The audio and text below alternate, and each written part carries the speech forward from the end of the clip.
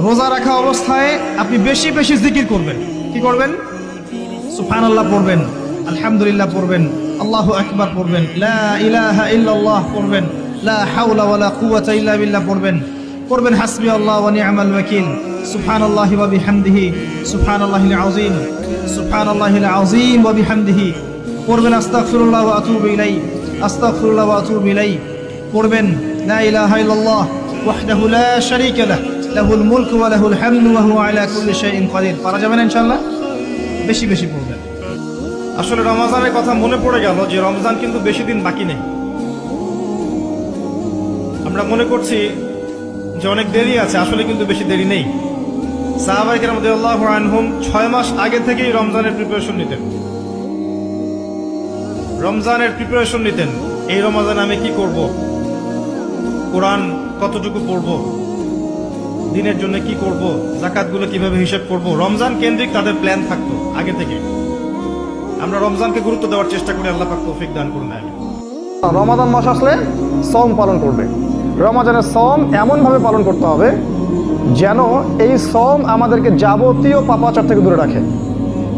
সওম মানে খালি না খেয়ে থাকা নয়, সওম মানে হচ্ছে আল্লাহর নিষেধ করা প্রতিটা বিষয়কে ছেড়ে দেয়া, এর নাম সওম।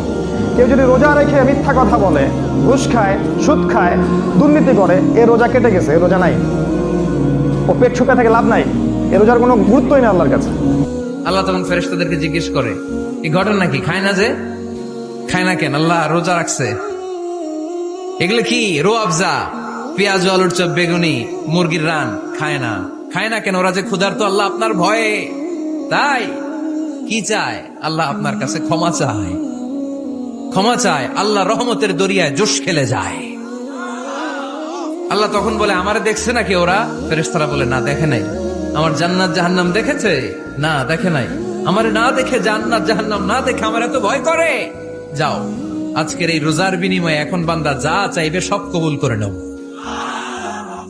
আমার প্রিয় মায়েরা, বোনেরা, আপনাদের জন্য একটা হাদিস বলে শেষ করব। বিশ্বনবী বলেন, আমার মায়েরা খেয়াল করে শুনুন, বিশ্বনবী আপনাদের উদ্দেশ্য করে বলেন, আল মারআতু ইযা সাল্লাত খামসাহা ওয়া সামাত শাহরাহা হাফিজাত ফুরুজাহা আতাআত বা'লাহা ফালতাদখুল মিন আইয়ি আবওয়াবিল জান্নাতি শাআত।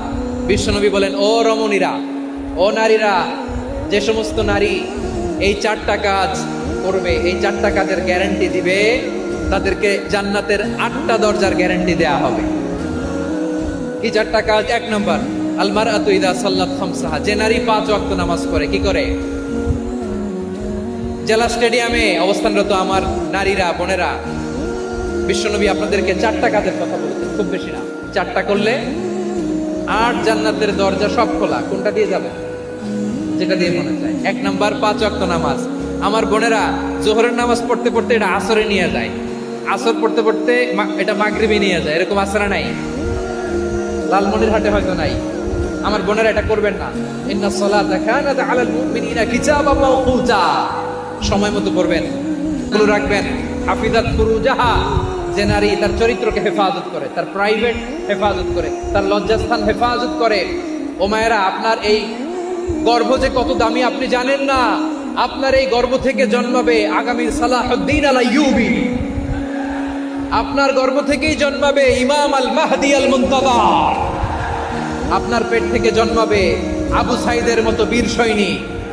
আপনার পেট থেকে জন্মাবে মুগ্ধের মতো বীর মুজাহিদ। আপনি জানেন না কে আসবে আপনার পেট থেকে।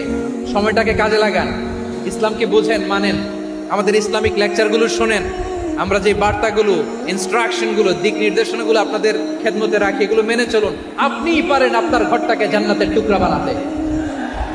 একটা family, it's a very big institution and you are the MD, the managing director of this institution. চিল্লায় বলেন ঠিক কিনা? চাইলেই পারেন ঘরটারে জান্নাতের টুকরা বানাতে। 5 ওয়াক্ত সালাত, রমাদানের রোজা, নিজের চরিত্রের হেফাজত, ও আতাআত বা'লাহা, স্বামীর আনুগত্য। এটাতে অনেকে ভুল করে থাকে। হায় রে আমার বোনেরা, স্বামীর আনুগত্যকে এটা নিজের অপমান মনে করবেন না। আপনার স্বামী আপনার সবচেয়ে বড় গার্ডিয়ান, তিনি আপনার সবচেয়ে ভালো চায়। নারী কখনো গার্ডিয়ানশিপের বাইরে থাকতে পারে না। হয় আপনি বাবার গার্ডিয়ানশিপের ভেতরে, বাপ না থাকলে ভাই আপনার গার্ডিয়ান, ভাই না থাকলে চাচা গার্ডিয়ান, বিয়ের পরে আপনার স্বামী আপনার গার্ডিয়ান। শরিয়া সম্মত স্বামীর আদেশগুলো আপনি মেনে চলবেন, কিন্তু শরিয়া বিরুদ্ধ কোনো আদেশ মানতে আপনি বাধ্য নয়। আওয়াজ করে বলুন সবাই, ঠিক কিনা? এই 4টা কাজ যদি কোনো নারী করে, বিষ্ণুই বলেন জান্নাতের 8টা দরজা খোলা, তোমার যেটা দিয়ে মনে চায় সেটা দিয়ে জান্নাতে তুমি এন্ট্রি নিতে পারবা। আমরা এখানে লালমনিরহাটের সোহরাওয়ার্দী ময়দানে আজকে যেমন একত্রিত হতে পারলাম, আল্লাহর জান্নাতের জন্য একত্রিত হতে পারে। আল্লাহ তুমি তৌফিক দান করো। আল্লাহ আমার এই কলিজার টুকরা যুবক ভাইদেরকে তুমি ওমরে ফারুকের মতো কবুল করো। জেলা স্টেডিয়ামে অবস্থানরত আমার মা বোনদেরকে তুমি ফাতেমার মতো, খাদিজার মতো কবুল করো। আমাদের কলিজার টুকরা সন্তানদেরকে তুমি সালাউদ্দিন আল আইয়ুবির মতো কবুল করো। এই যে ইসলামিক সোসাইটি লালমনিরহাটকে আল্লাহ তুমি কবুল করো। আল্লাহ যে কথাগুলো বললাম এগুলো প্রথমে আমাকে, আমার সব ভাইদেরকে আমল করার তৌফিক দান করো। রব্বানা ظلمنا أنفسنا وإن لم تغفر لنا وترحمنا لنكونن من الخاسرين ربنا آتنا في الدنيا حسنة وفي الآخرة حسنة وقنا عذاب النار رب العالمين আরশের মালিক, লক্ষ লক্ষ তাওহীদি জনতা দুনিয়ার কোনো কিছুর আশায় নয়, দুনিয়ার কোনো কিছুর জন্য নয়, তোমার কোরআনের প্রেমে, ইসলামের প্রেমে হাজির হয়েছে। আল্লাহ আমার ভাইদেরকে কবুল আর মঞ্জুর করে দাও। ইসলামের জন্য এই গণজোয়ার, এই উচ্ছ্বাস, এই এনার্জি শক্তিগুলোকে আগামীর ইসলামের জন্য কবুল আর মঞ্জুর করে নাও।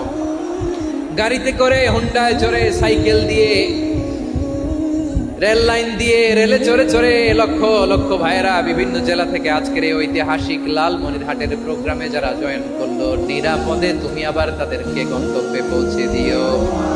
রব্বানা تقبل منا إنك أنت السميع العليم وتب علينا يا مولانا إنك أنت التواب الرحيم سبحان ربك رب العزة عما يصفون وسلام على المرسلين والحمد لله رب العالمين واجعل آخر كلامنا عند الموت لا إله إلا الله محمد رسول الله